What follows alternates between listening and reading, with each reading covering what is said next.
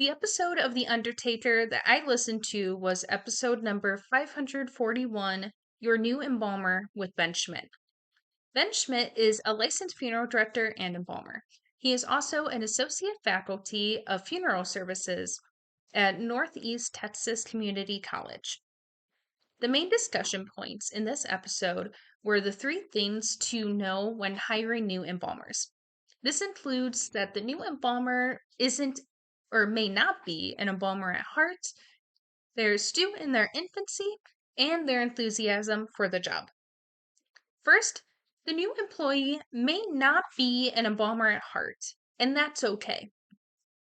This point lies in the fact that young embalmers' talents may lay outside the prep room, or they may not see themselves as embalmers right away. And that's totally okay. It doesn't mean they may never find themselves suited for the role. Funeral home employers shouldn't complain if the recent mortuary school graduate isn't an embalmer at heart, as this will likely drive them away.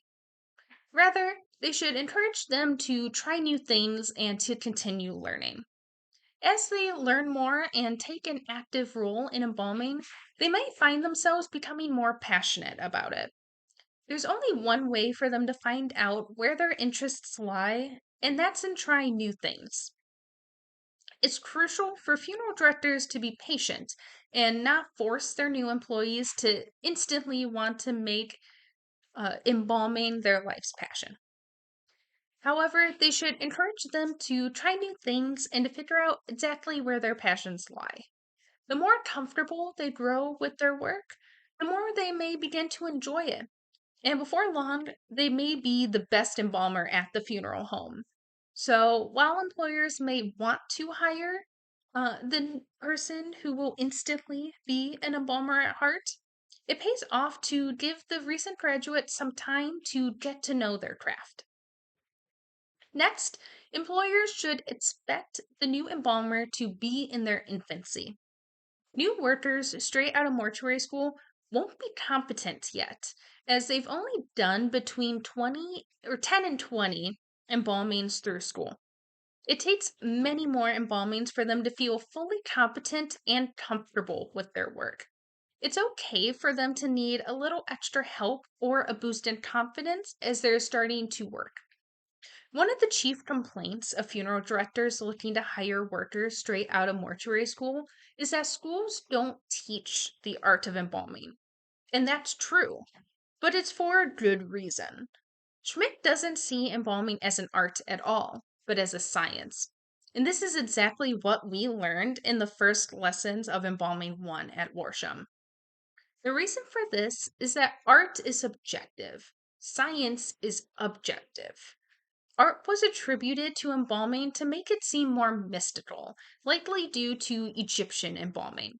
The sarcophagus, canopus jars, and pyramids make the process seem romantic and artistic, rather than the actual science that it is, full of chemicals and math equations.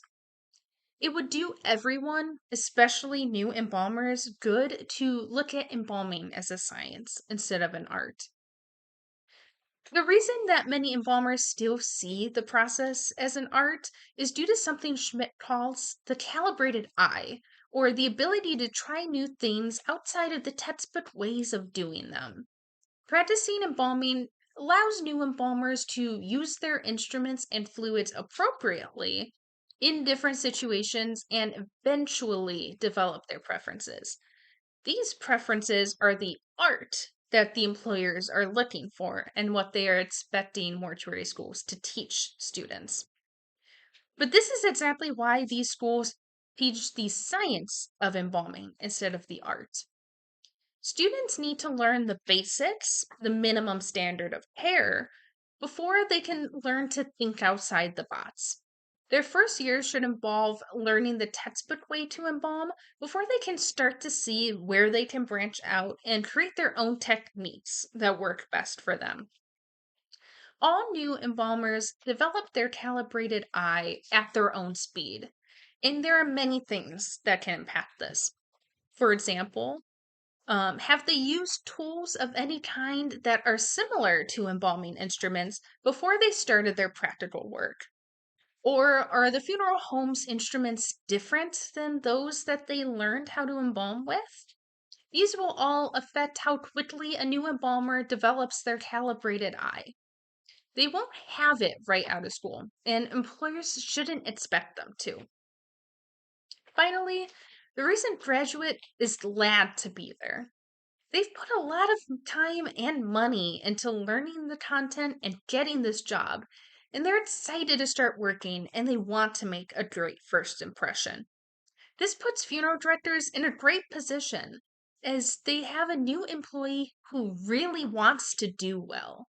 The recent graduate is also coming in with the desire to continue learning, and they are looking to their employer as their teacher. Employers need to teach them and continue to encourage them to learn if they want to see them really shine in their new role. Additionally, another thing Schmidt mentions is that employers should recognize that these new workers may know things they don't. After all, these workers just came out of school, so they may have learned things a different way, or they thoroughly studied laws that may not be the exact same as they were when the employer was in school. This new perspective can allow them to see things in a different way, and this perspective can be invaluable.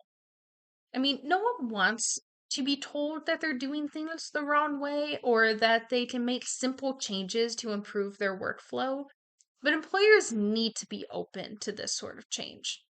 Funeral directors shouldn't dismiss the new embalmer's ideas out of hubris.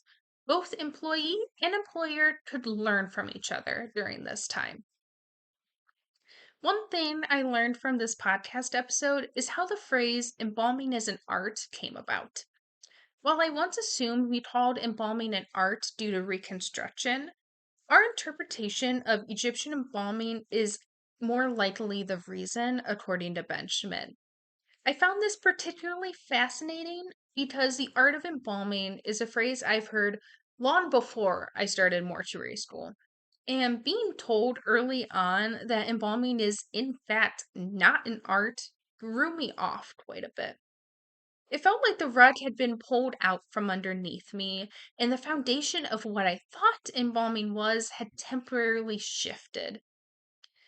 Taking a step away from this thought, especially when learning, is important for all embalmers, as Ben Schmidt makes clear. Something important to note is that Ben Schmidt is a professor. So while he is directly talking to funeral homes who are looking to hire freshly out of school employees, he comes at this discussion from a student first perspective. And this allows me to put myself into the conversation better. As I will be looking for a job in the funeral industry soon, I can use this discussion to consider what future employers may expect from me. They may want me to have my own calibrated eye right off the bat, which is a really scary thought, especially because I haven't performed my first embalming yet. However, his detailed description of the process of calibrating my eye for embalming gave me some relief. This podcast episode reassured me that I don't have to have everything figured out by the time I graduate school. While some funeral directors may expect that from me, others will understand that I'm still learning and getting comfortable with this new position. I think that Ben Schmidt, at least from the perspective of a student, came at this conversation pretty accurately. Many people, upon leaving school, won't see themselves as professionals in the field, even though they've done all their practical work, received their diploma, and passed their exams. This is something that I struggled with when I first graduated with a degree in English and creative writing and started looking into jobs in this field. And I don't see this being different for me when I graduate from Worsham. It takes a while of physical work for myself and others in my position to grow confident in our work, and employers shouldn't expect us to be experts right off the bat. I think that this was an insightful conversation. While employers, of funeral homes and funeral directors may disagree with what Schmidt had to say, I found it interesting and accurate.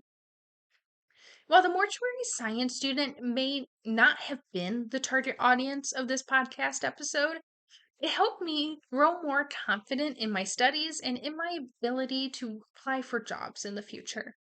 It allowed me to look at everything I have learned so far and consider how I will be able to apply it immediately after I graduate and in the following years. Because of this, I thought it was a worthwhile listen, even though the conversation was directed at employers.